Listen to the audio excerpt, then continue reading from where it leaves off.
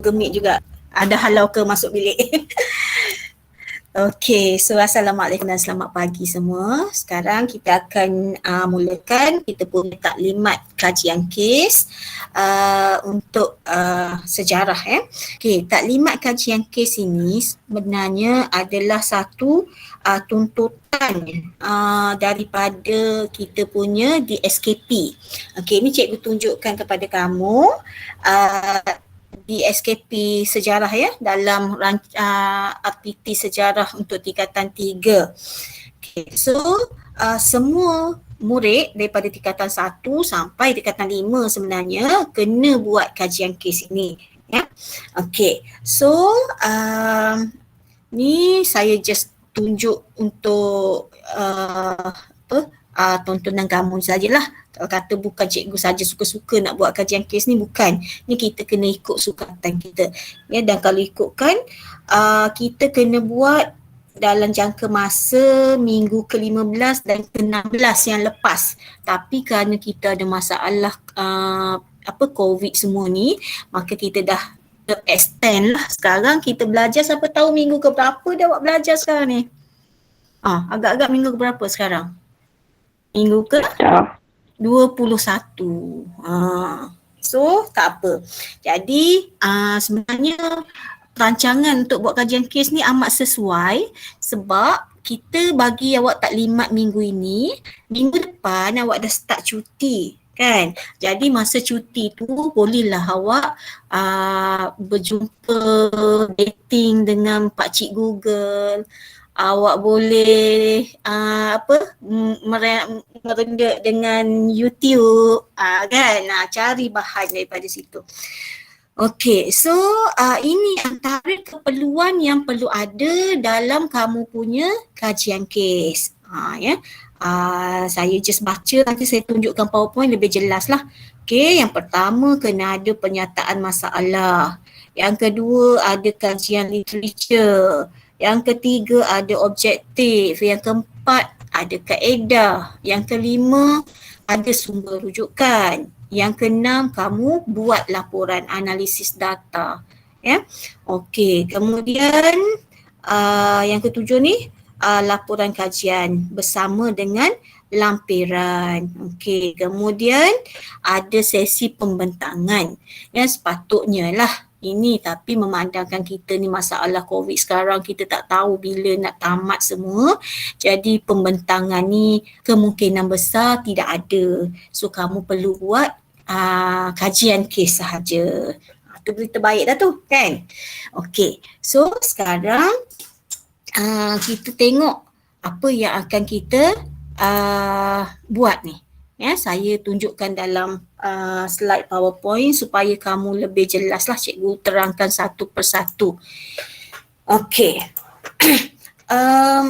Maksud kajian kes ni, apa itu kajian kes? Ya, iaitu satu kajian untuk mencari penyelesaian masalah ya secara deskriptif. Maksudnya kita nak kaji sesuatu yang ada dalam buku teks. Tapi dalam buku teks tu tidak dijelaskan dengan terperinci. Dia ada sebut sikit aja dalam buku teks. So tugas kita nak kaji dengan lebih detail, dengan mendalam perkara yang hanya disebutkan secara ringkas dalam buku teks. Itu maksud dia kajian kes ni yang kita nak buat. So kajian kes ini dia boleh merangkumi 5 perkara besar ni. Okey, yang pertama, kamu boleh kaji tentang tokoh. Tokoh nama orang lah. Contoh, siapa? Kita ambil seorang, siapa tokoh? Siapa contohnya kita nak ambil? Raja Abdullah contohnya. Okey, siapa-siapa sahajalah tokoh yang ada sumbangan. Okey, yang kedua, institusi. Ni sebenarnya ada dalam dia punya slide ya. Institusi, tempat, peristiwa, dokumen. Saya pergi secara detail di sini. Ni contoh. Katakan kita nak ambil tokoh tadi. Ya. Contohnya kita nak ambil sama ada jawatan dari tokoh tersebut seperti Bendahara, Laksamana, Temenggung, Syah Bandar, Sultan, Rakyat. Okey, itu jawatan beserta dengan orangnya lah. Okey, yang bahagian kedua ni pula, John Locke contoh. Ini adalah nama dia sendiri. So kita nak kaji siapa dia John Locke. Apa pendapat yang dia berikan. Apa kaitan yang dengan pelajaran yang kita belajar. Ni contoh ya. Lain-lain lah. Okey. Itu tokoh. Yang kedua institusi. Institusi ni pertubuhan. Contoh kita nak kaji tentang syarikat Islam. Ni semua dia umum ya. Ia berkait bukan saja dengan tingkatan 3 tapi semua ni slide untuk tingkatan 4, 5 sekali. Ya, semua gabung lah maksudnya. So mungkin ada perkataan-perkataan yang kamu tak faham, kamu boleh tanyalah. Okey, ini pertubuhan yang lain contohnya Jerusalem Press, apa dia, Gurdwara, MIC, MCA, Museum Diraja, institusi, Suhakam, Parlimen, ni semua adalah institusi yang mana kita boleh pilih di antaranya untuk dikaji. Okey, begitu juga dengan tempat. Okey, kita nak ambil satu tempat kajian. Kita nak kaji tentang Siam ataupun Thailand. Apa hubung kaitnya dengan tanah Melayu, dengan Melaka dan sebagainya. Ya. Okey, tempat lagi terletak Za'bar. Di mana terletak Za'bar ni? Apa dia terletak Za'bar sebenarnya? Pusat pentadbiran kerajaan. Ni semua contoh tempat. Okey, ataupun ada nak buat kawasan Bijik Timah yang terkenal, Sungai Ujong contohnya. Awak pun buatlah kajian tentang Sungai Ujong. Okey, begitu juga dengan peristiwa. Ni peristiwa tingkatan 4, 5. Peristiwa tingkatan 3 pun boleh. Perjanjian Pangkor contoh.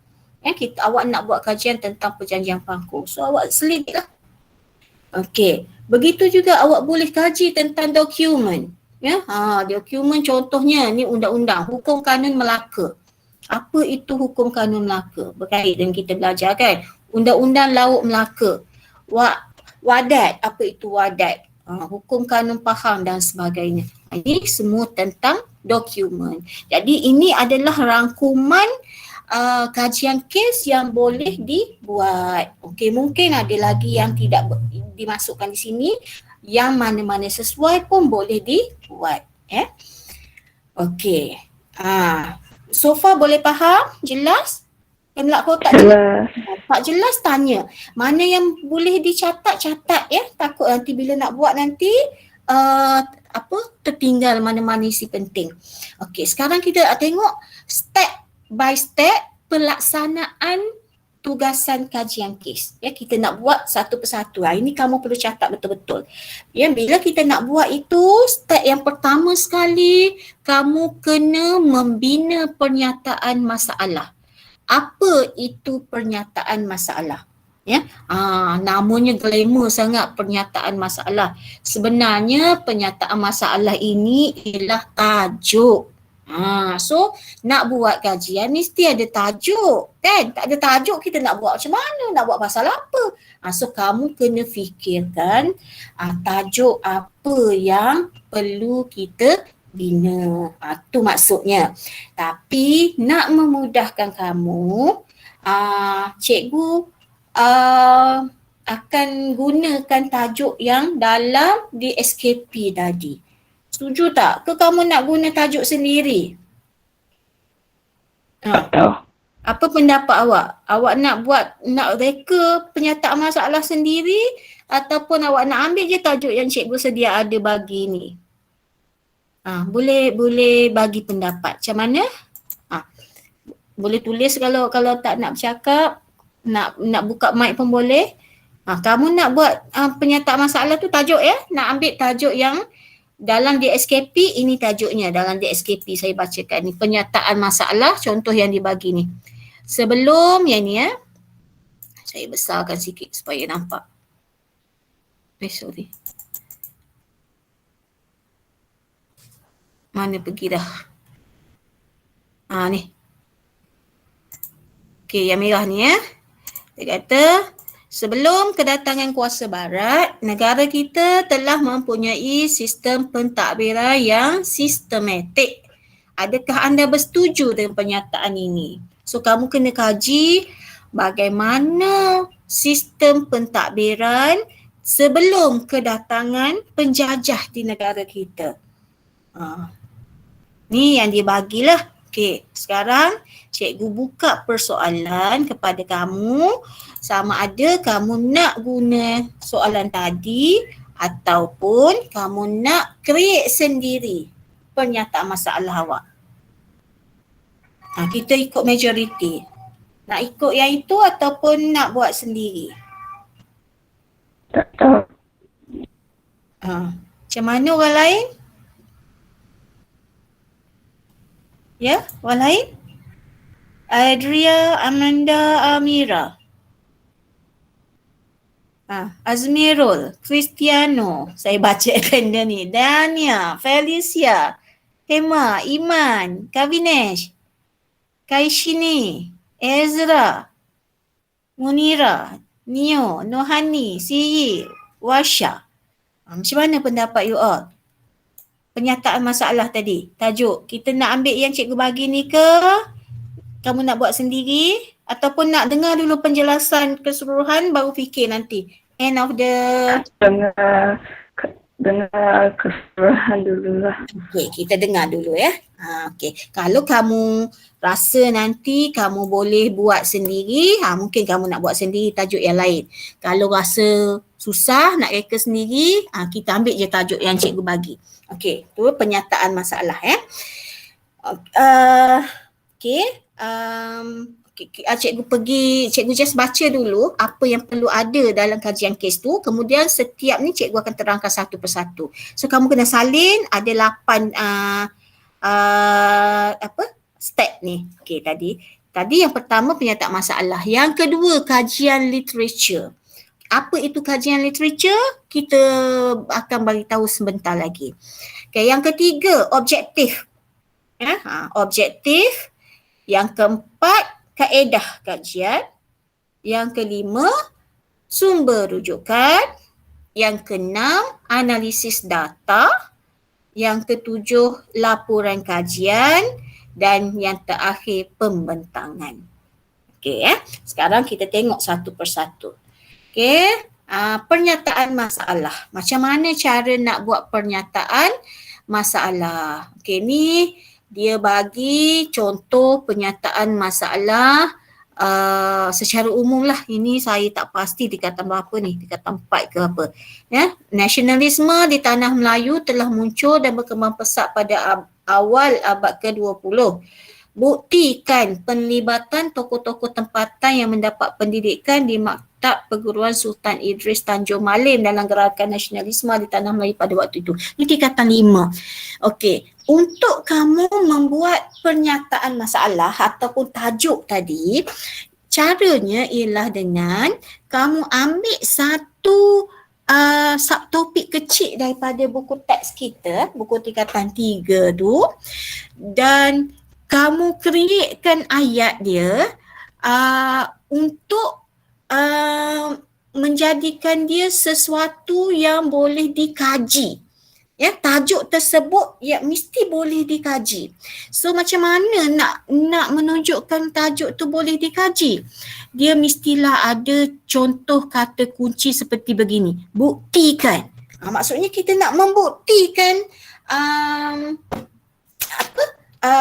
subtopik yang kamu ambil tu. Cikgu ambil contoh tingkatan 3 senang. Saya ambil contohnya perjanjian Pangkor. Muka surat berapa ya? Siapa ada buku teks, cuba tengok dalam buku teks perjanjian Pangkor muka surat berapa?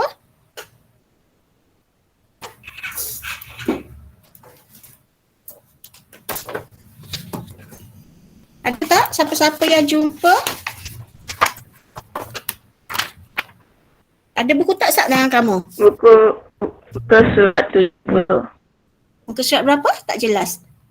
70. Okey, cuba kamu tengok semua orang buka muka surat 70. Okey, berkenaan dengan perjanjian Pangkor. Okey, contoh sekarang kita nak buat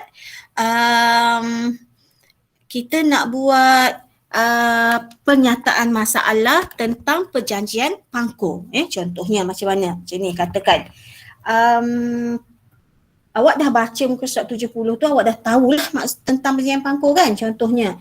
So kamu boleh ambil ayat contohnya perjanjian Pangkor yang ditandatangani di antara kerajaan British dengan kerajaan negeri Perak telah memberikan keuntungan yang besar kepada ataupun telah membolehkan British menduduki Perak. Buktikan. So kita akan kaji tentang perjanjian Pangkor tu, apa yang berlaku dan macam mana perjanjian Pangkor tu boleh menyebabkan British berjaya menduduki negeri Perak. Nampak jelas tak? Ke makin keliru? Makin keliru. Makin keliru. Okey, nanti saya bagi senaraikan sikit lagi lah contoh macam mana contoh yang lain. Okey, tu dari segi perjanjian. Okey, sekarang kita cuba ambil yang lebih simple. Penyataan masalah yang lebih simple. Contohnya, okey. Saya ambil muka surat 11. Okey, muka surat 11 tentang apa? Kedatangan kuasa barat. Kedatangan kuasa barat. Okey, contoh cikgu buat penyataan masalah kedatangan kuasa barat ke tanah Melayu adalah disebabkan oleh kekayaan hasil bumi. Buktikan. So awak titik, awak tulis buktikan. So kajian awak nak membuktikan kekayaan tanah Melayu kaya dengan biji timah, kaya dengan rempah, kaya dengan rambatu. Semua ini menyebabkan British datang menguasai negara kita. Tu contohlah. Nanti mungkin lama-lama awak boleh jelas kok macam mana cara nak buat. Okey, selain daripada perkataan kata kunci buktikan, awak boleh juga guna kata kunci sejauh manakah. Kalau saya ubah ayat saya sikit contoh yang lain.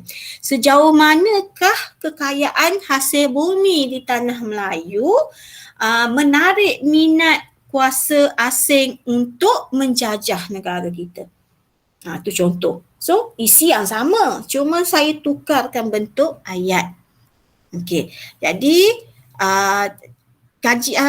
penyataan masalah ini mesti sesuatu yang boleh dikaji. Ya. Okey.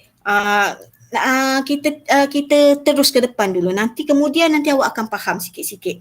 Okey, ni antara contoh persoalan. Okey. Yang kedua tadi, ya, saya tunjuk. Selepas penyataan masalah, sekarang awak dah ada tajuk. Awak nak buat pasal apa, awak dah ada tajuk kan.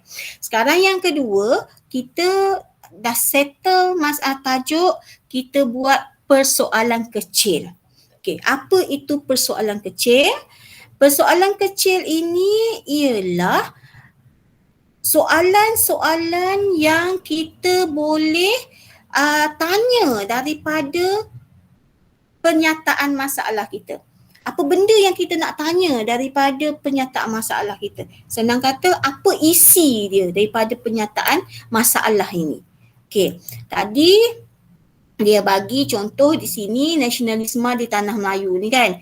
Jadi dia bagi ini soalan dia nak tanya daripada daripada penyataan masalah tadi. Okey, contoh, siapakah tokoh tempatan di tanah Melayu? Nyatakan pelibatan, nilai kesan pelibatan tokoh. So, 3 soalan ini dia ambil daripada tajuk dia ni.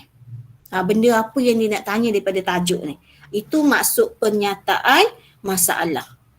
So, kalau kamu buat tadi contoh, kita balik kepada tingkatan 3 tadi, kamu buat tentang kedatangan kuasa barat ke tanah Melayu tadi kan, kekayaan hasil bumi. So mungkin awak boleh buat persoalan kajian awak, nyatakan jenis-jenis hasil bumi yang terdapat di tanah Melayu. Okey.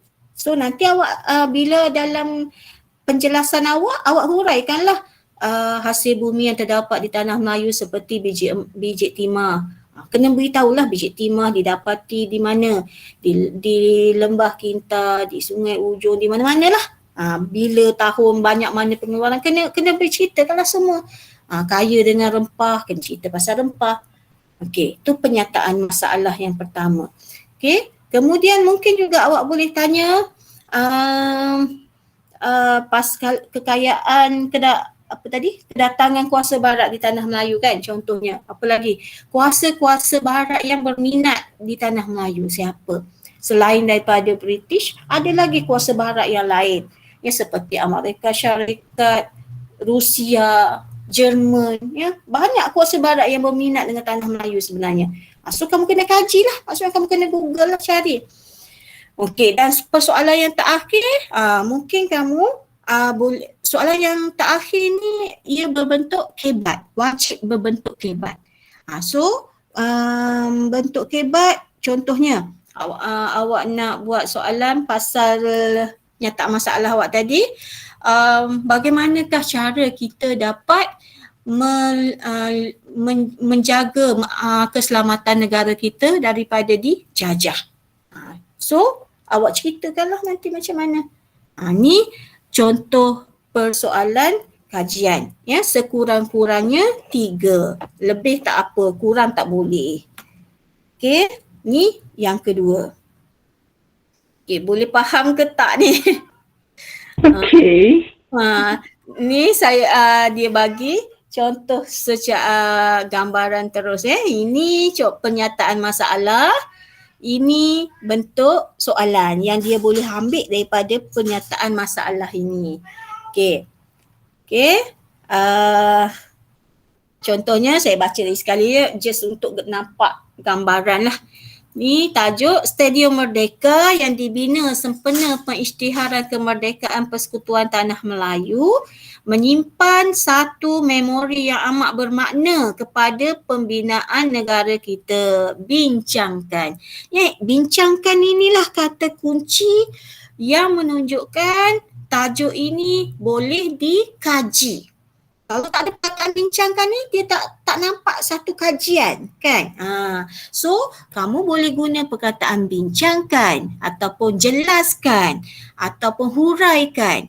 Ataupun kalau kamu tak nak letak kat belakang dia, awak nak letak depan, boleh aja. Macam mana tukarkan? Letak je perkataan sejauh manakah Stadium Merdeka yang dibina sempena isytiharan kemerdekaan Persekutuan Tanah Melayu menjadi satu memori yang bermakna kepada negara. Dah, titik.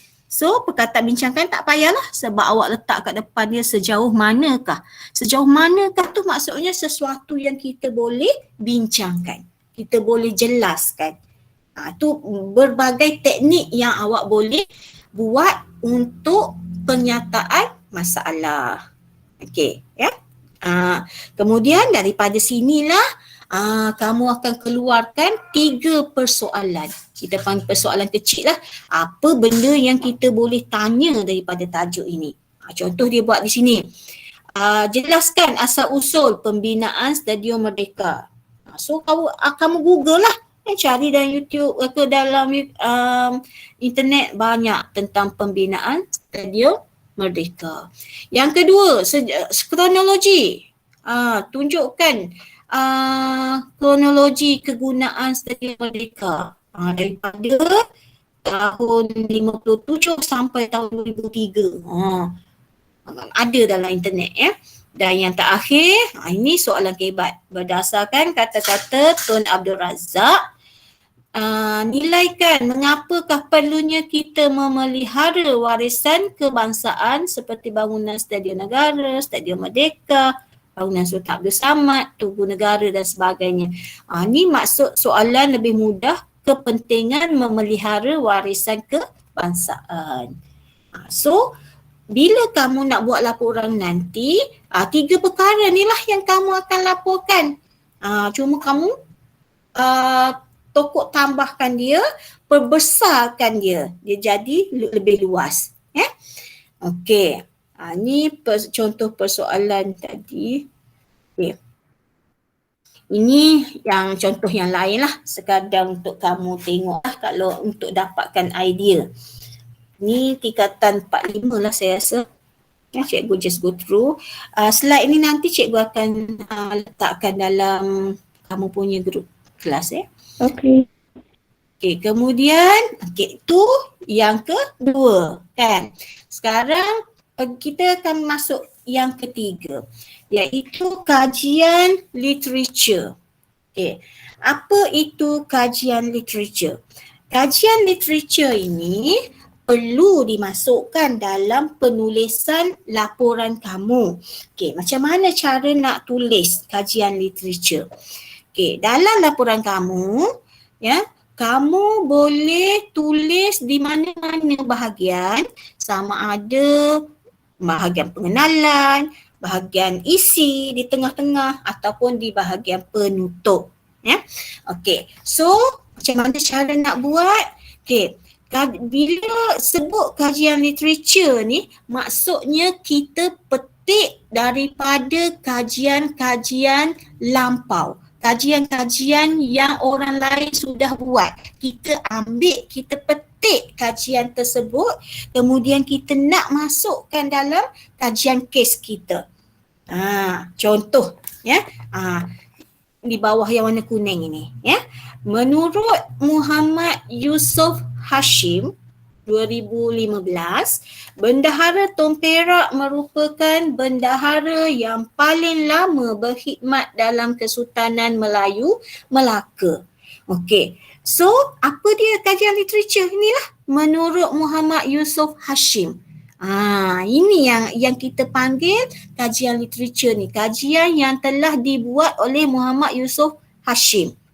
Jadi kalau kamu nak menulis laporan kamu nanti, awak rujuk apa? Awak rujuk internet, awak kena ambil menurut link apa? Awak tulis link internet yang awak kaji tadi, menurut link HTTP bla bla bla lah kan. Mengatakan bahawa apa yang dia tulis. Itu maksudnya kajian literature. Boleh faham tak? Ini contoh yang lain. Okey, yang ini menurut Dr. Azmi bin Mursyidi dan Muhammad Bakri Jaafar 2007. Ini dalam dia punya buku dia. Pembinaan Stadia Merdeka adalah hasil. Yang ini penulis kajian kes ini merujuk kepada Dr. Azmi bin Mursyidi ni dalam dia punya kajian. Inilah maksudnya kajian literature. Kita petik daripada kajian yang lampau. Siapa yang berkata demikian. So, kajian literature ni wajib ada dalam kajian kes kamu sekurang-kurangnya 1. Kalau ada 2, ada 3 lagi baguslah. Maksudnya kalau kamu rujuk buku, kamu boleh bagi tahu menurut kata penulis buku apa yang kamu rujuk. Buku apa tajuk dia, ataupun menurut penulis, siapa nama penulis buku tersebut, dalam bukunya yang bertajuk, tajuk bukunya apa, mengatakan bahawa apa yang dia cakap. Itu dianggap sebagai kajian literature. So dapatlah markah untuk awak. Kalau tak ada kajian literature, kuranglah sikit markah awak. Jelas literature? Ada soalan terus tanya. Okey, ini contoh literature untuk surat khabar. Okey, melalui bacaan saya dalam surat khabar New Straits Times bertarikh 15 Februari 2009 ada menyatakan bahawa bla bla bla bla. Ini surat khabar. So kajian literature ni boleh kita petik daripada akhbar, daripada TV, daripada buku, daripada majalah, daripada internet. Mana-mana sajalah yang kita petik, kita boleh buat sebagai kajian literature. Okey. Ni contoh daripada internet. Kajian literature daripada internet. Selain itu saluran saluran radio daripada internet. So kamu copy paste sajalah link dia tu kalau dari internet. Dah siap. Okey, ada soalan setakat ni pasal kajian literature? Tak ada. Tak ada, jelas kan? Kalau tak jelas nanti boleh tanya je. Okey, seterusnya. Selepas ada kajian literature tu, ingat boleh letak di mana-mana sahaja dalam kajian kes kita. Nak letak depan boleh, tengah boleh, belakang boleh. Okey, dah settle. Sekarang yang seterusnya lah, mesti ada objektif kajian. Tadi ada tajuk, ada pernyataan masalah, ada persoalan kecil, ada kajian literature, sekarang ada objektif kajian. Apa objektif kajian kamu? Okey, objektif minimum 3. Maksimum suka hatilah, tapi cikgu tak galakkanlah buat banyak-banyak sangat. Cukuplah 3. Kau nak buat lebih 4 pun boleh. Cuma jangan kurang. Semuanya 3. Okey. Untuk membina objektif ini, ia mestilah ada, yang pertama ialah pengetahuan. So pengetahuan, awak tahu apa yang awak tahu tentang topik yang awak nak kaji. Okay, so ni contoh dia buat pasal pasal pendidikan tadi kan, so tak interest tadi. So mengenal pasti, ni dia kenal pasti, so pengetahuan. Okay. Yang kedua, objektif tersebut mestilah berbentuk kemahiran. Kemahiran ni maksudnya apa yang kita boleh apply, apa yang kita boleh gunakan pada objektif tu. Dan yang terakhir adalah tentang nilai. Nilai contohnya kesan, itu sesuatu yang memberi kebaikan kepada kita. So kajian awak mesti, objektif kajian kamu mesti ada 3 perkara tersebut. Pengetahuan, kemahiran dan nilai. Okey. Ni tengok kita punya contoh objektif. Okey. So dia bagi pernyataan masalah ini, tajuk dia ni, contoh, bendahara merupakan salah seorang daripada pembesar berempat yang paling berpengaruh dalam sistem pentadbiran Kesultanan Melayu Melaka. Jelaskan. Okey, sekarang kita nak bina objektif. Okey, macam mana? Ni tengok contoh dia bagi. Objektifnya ialah membina kronologi yang menunjukkan bendahara yang pernah berkhidmat di zaman Kesultanan Melayu Melaka. Yang ini berbentuk pengetahuan. Maksudnya kamu cari je dalam buku, ada, awak salin je kan. Ni apa yang kamu tahu, pengetahuan. Okey. Yang kedua, mana tadi? Yang kedua, dengan menggunakan ilustrasi, gambar, grafik, ceritakan kehebatan salah seorang bendahara Melaka yang dikagumi oleh kerajaan lain. So yang ini nanti awak boleh guna, mungkin awak ni pandai melukis. So awak boleh lukis ilustrasi. Awak gambarkan, awak lukis. Itu pun diterima, boleh je nak lukis. Ataupun gambar. Awak nak cari mana-mana gambar dalam internet, awak pastekan saja. Grafik pun samalah, jadual dan sebagainya. Okay, seterusnya, analisiskan 3 sifat peribadi bendahara yang anda kaji yang wajar dicontohi dan mengapa. Okay, so ini antara yang contoh yang diberilah untuk kamu. So kita tengok lagi, saya rasa ada lagi contoh lain. Mana tadi? Sorry. Ni persoalan kecil patutlah saya confuse tadi. Ini persoalan kecil, yang ini objektif. Ini objektif dia. So nampak dia punya link. Okay. Yang pertama, mengetahui nama sultan dan bendahara yang pernah memerintah. Yang ini dia punya persoalan kecil tadi, bina kronologi menunjukkan bendahara yang pernah berkhidmat di zaman Kesultanan Melayu Melaka. So dia ada link dengan objektif. So kamu objektif kamu nak tahu nama bendahara dan nama sultan. So bila kamu tahu nama bendahara ni, jadi kamu boleh bina kronologi dia. Ni persoalan kecil, ini objektif. Okey. Ni persoalan kecil yang kedua awak.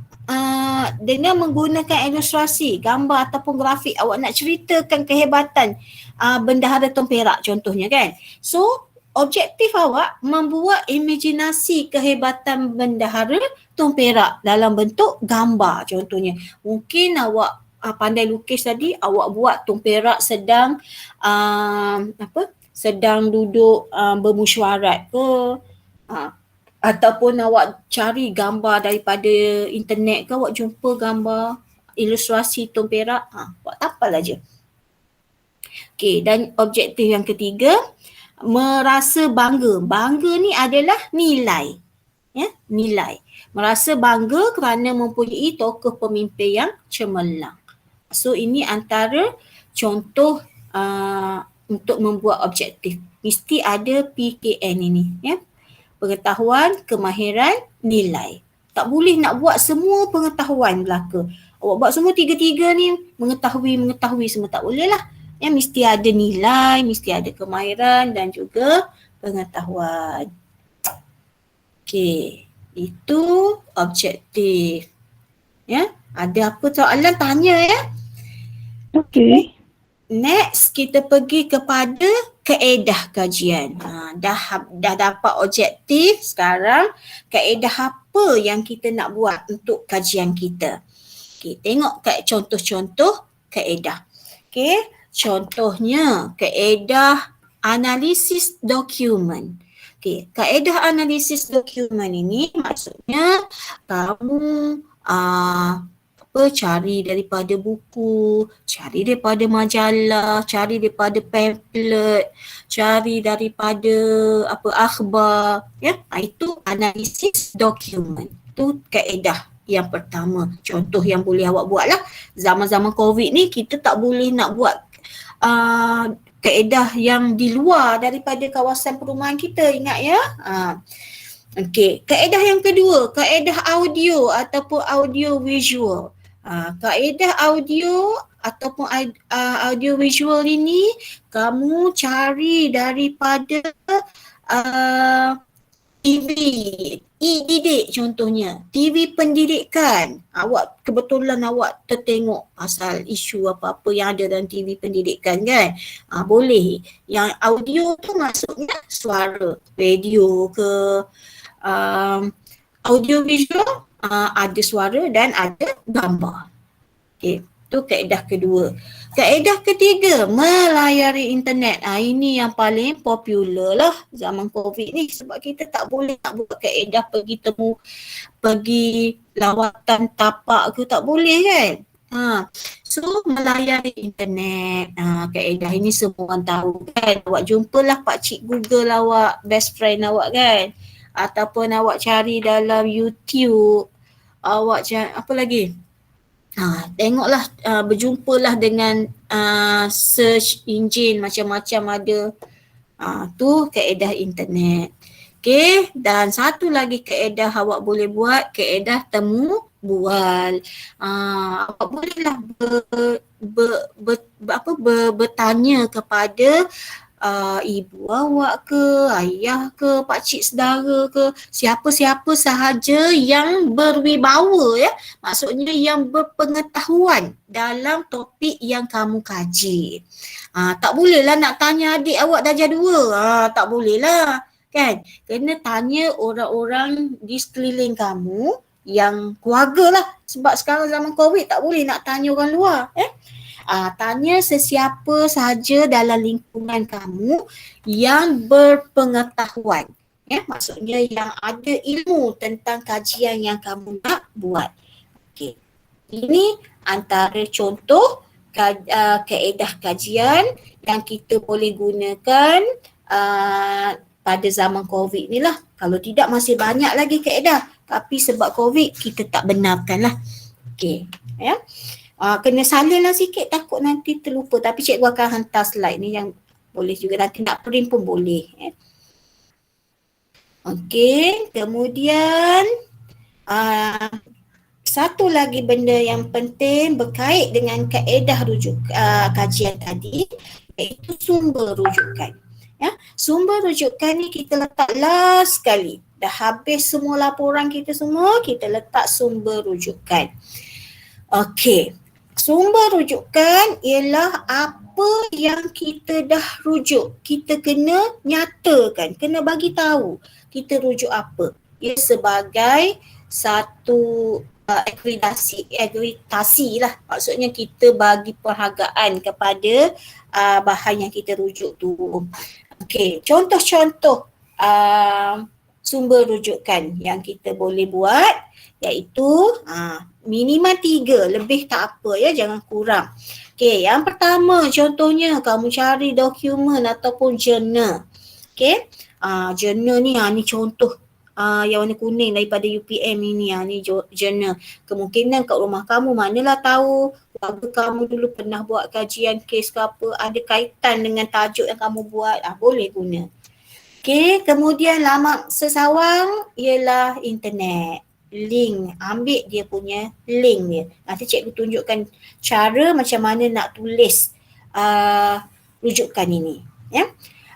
Kemudian mungkin awak boleh cari bahan daripada majalah, awak cari daripada agensi berkaitan ni. Tak adalah sebab COVID kita tak pergi. Kalau tak COVID, kemungkinan kamu pergi ke mana-mana agensi yang berkaitan. Kemungkinan kamu pergi PPNS ke, kamu pergi museum ke. Tapi sekarang COVID kita tak pergi, so tak adalah yang ni. Daripada buku, ni pun banyak yang kita cari daripada buku-buku. Orang sumber ni orang yang kita temu bual tadi. Katakan bapa saudara kita ke, ibu kita ke. Okay, brochure, pamphlet brochure ni lebih kurang macam pamphlet yang ada maklumat tentang kajian kes kita. Akhbar, surat khabar yang kita jumpa bahan-bahannya. Nanti cikgu tunjukkan macam mana cara nak tulis rujukannya. Tak boleh tulis macam ni aja ya, ada cara nak tulis. Okey, laporan tahunan. Ini laporan buku, laporan tahunan tu dan latihan ilmiah, mana-mana yang awak jumpalah latihan ilmiah ni, macam dia buat kajian kes orang lain punya kajian kes, kita tiru, kita kena bagilah kredit pada dia. Okey, ni contoh sumber rujukan. Okey. Sekarang kita nak masuk kepada laporan kajian kita. Macam mana cara kita nak menulis laporan kajian. Okey. Pembentangan ni tadi cikgu dah kata. Okey. Untuk tingkatan 3, ya. Untuk tingkatan 3, kamu dikehendaki menyediakan satu kajian yang berbentuk ini. Ni yang kamu kena buat. Yang lain-lain semua tu tingkatan 4, tingkatan 5. Ini tingkatan 3. So, kamu kena tuliskan kajian kes kamu dalam bentuk esei, bentuk penulisan yang menggunakan kertas examination pad tu yang biasa yang awak jawab exam tu, ataupun kalau tak ada COVID ni awak ada kertas A4 aja, boleh juga gunakan kertas A4 berwarna putih. Tak mau color-color tak boleh ya, sebab kita ni dokumen rasmi. So awak ada dua pilihan, either you want to write on A4 paper ataupun kertas examination pad yang awak jawab dalam yang ada logo sekolah tu. Itu saja dibenarkan, berwarna putih ya. Okey. Hasil penulisan kamu mesti ditulis tangan. Hasil penulisan of course lah mesti ditulis tangan, tidak boleh bertaip. Sama sekali tidak dibenarkan bertaip. Okey, sebab apa? Cikgu bagi reason dulu. Nanti awak kenapa awak komplain kan, cikgu bagi reason. Okey, kita tak benarkan bertaip, bukan saya tak benarkan ya. Pihak atasan lah, pihak lembaga tak benarkan untuk mengelakkan berlakunya peniruan. Kita tak nak ada copy and paste bulat-bulat. Nanti kalau kita bagi tulis dengan komputer, menggunakan komputer, akan berlakulah copy and paste. Maksudnya meniru. Jadi kita tak benarkan. Okay, so kalau tulis tangan ini, untuk meniru tu susah sikit lah. Kalau awak nak bincang-bincang, tak apa. Boleh berbincang dengan kawan, tak ada masalah. Tapi ubah sikit lah. Ya, ubah ayat sikit ke, yang lain-lain, ubahkan sikit boleh. Okay, so itu tadi. Jadi, bila awak nak tulis dalam kertas A4, perenggan mesti dibuat, ni contoh lah, tengok teruslah ya. Perenggan tak mau panjang-panjang. Perenggan dalam 5-6 baris, satu perenggan, selang sebaris, buka perenggan baharu. Jadi kemungkinan satu test pad kamu tu akan jadi mungkin jadi 3 ataupun 4 perenggan. Ya, jangan buat daripada atas sampai ke bawah satu perenggan. No, tak, itu teknik yang salah. Ya, dalam nak jawab peksa pun dalam PT3 atau dalam SPM pun, awak jawab karangan dalam sejarah ya, mesti perenggan dia pendek-pendek macam ini. Ya, tak boleh panjang-panjang. So awak buat 4-5 baris, awak selang sebaris, awak buka perenggan baharu. So dia akan jadi banyak perenggan. Ya, tak ada masalah. Ini menjadikan kajian kes kamu nampak lebih kemas dan cikgu pun senang nak baca nanti, nak bagi markah. Ya, kalau daripada A to Z satu perenggan aja, cikgu takut nanti cikgu terlepas pandang kamu punya isi. Nanti awak ada tulis isi patut dapat markah, tapi saya tak terbaca. Ya, sebab satu perenggan aja. Kesian kamu, hilang dah markah. Itu kenapa kamu kena buat banyak perenggan. Okey. So, berapa banyak nak buat? Tak perlu banyak-banyak. Daripada muka surat pertama sampai muka surat terakhir rujukan, kamu cuma perlu buat 5 muka surat sahaja. Sikit aja 5 muka surat.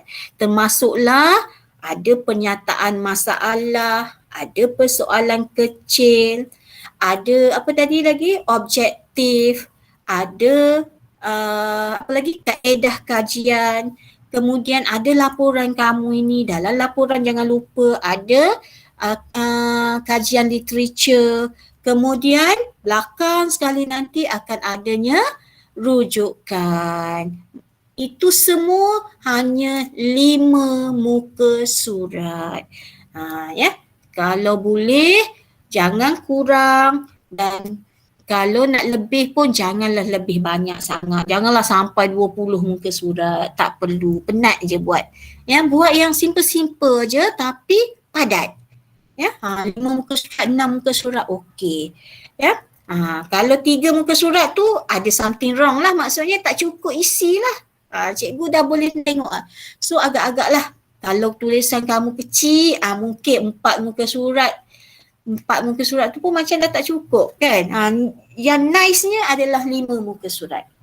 Okey, so far ada nak tanya setakat ni? Macam mana nak buat laporan ni? Tak ada. Tak ada ya, jelas ya. Okey, inilah semua. Cikgu ulang lagi sekali. Antara benda yang mesti ada dalam laporan kamu. Yang pertama tadi pernyataan masalah, tajuk kamu mesti ada. Bila kamu nak tulis pernyataan masalah ini, ada 2 cara nak tulis pernyataan masalah. Okey, cara yang pertama, kamu tulis satu muka surat, tajuk besar. Ya, tajuk satu test pad lah maksudnya, tulis kat tengah-tengah, buatlah cantik sikit.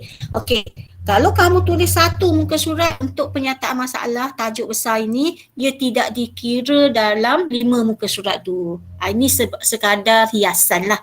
Ya. Okey, itu cara pertama. Cara yang kedua, kamu tulis pernyataan masalah macam biasa, tajuk macam awak buat tajuk dalam karangan. Tajuk dia di atas. Atas sekali. Ya. Mungkin tajuk pernyataan masalah awak ni ada 3 baris contohnya. So 3 baris daripada test pad awak. Ya, kemudian awak pun apa lagi? Mulakan lagi. Kat sini dia tak objektif. Ada satu tertinggal kat sini. Apa tertinggal? Siapa perasan? Siapa perasan? Kesimpulan. Ya? Hmm.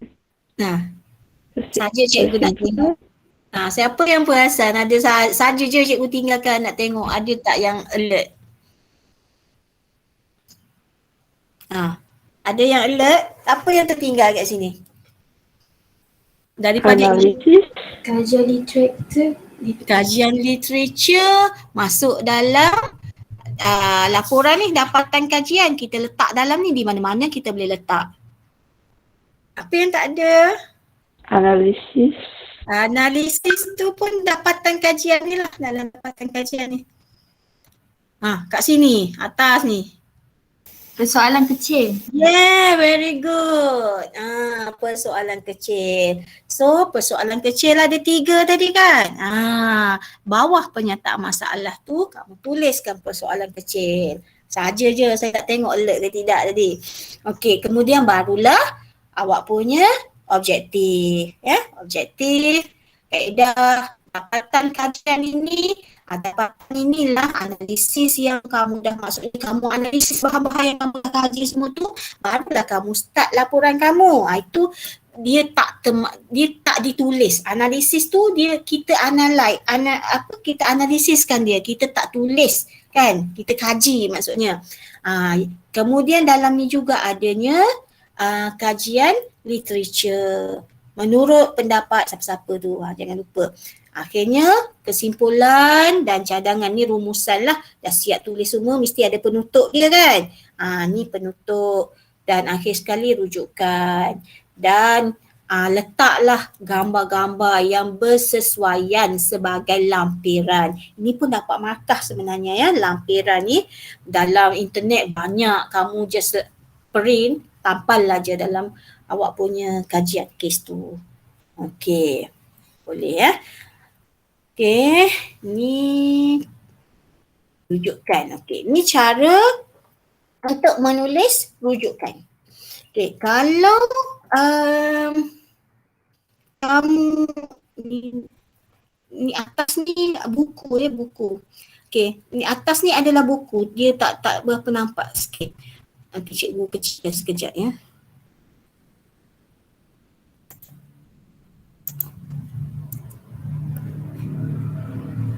Okey.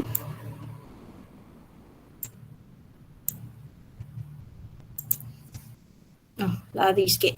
Okey. So, katakan kamu rujuk satu buku untuk buat kajian kes kamu. So, untuk tulis rujukan, okey, awak belik buku teks awak muka surat 226. Muka surat 226. Ada kan jumpa? Dia tulis bibliografi. Tak? Okey. Bibliografi ni adalah rujukan untuk buku. So, apa yang kamu boleh tulis? Yang pertama sekali kamu tulis nama pengarang. Rujuk muka surat 226 tu, nama pengarang, contoh cikgu ambil satu. Rahman Tang Abdullah. Itu adalah nama pengarang. So, kita tulis nama pengarang buku tersebut, nama penuh dia. Kemudian diikuti dengan koma. Mesti ada koma. Ya? Okey. Kemudian, bila buku tersebut diterbitkan, awak beliklah buku yang awak rujuk tadi. Tengok tahunnya 2011 contoh. Ya? Okey, 2011. Kemudian, koma. Selepas 2011 tu, koma. Okey, lagi. Bukan koma ya, titik sepatutnya. Ni dah salah ni, titik dia semuanya di koma-koma. Patutnya titik di sini. Okey. Kemudian tajuk buku tersebut. Tajuk buku yang kamu rujuk tu apa? Contoh kalau dalam buku teks ni dia tulis Hikayat Johor dan Tawarikh Almarhum Sultan Abu Bakar. Kajian transliterasi dan juga terjemahan bahasa Inggeris. Itu tajuk buku yang orang ni tulis, yang orang ni rujuk lah. So kamu tajuk buku apa yang kamu rujuk, kamu tulislah buku apa. Okey, kemudian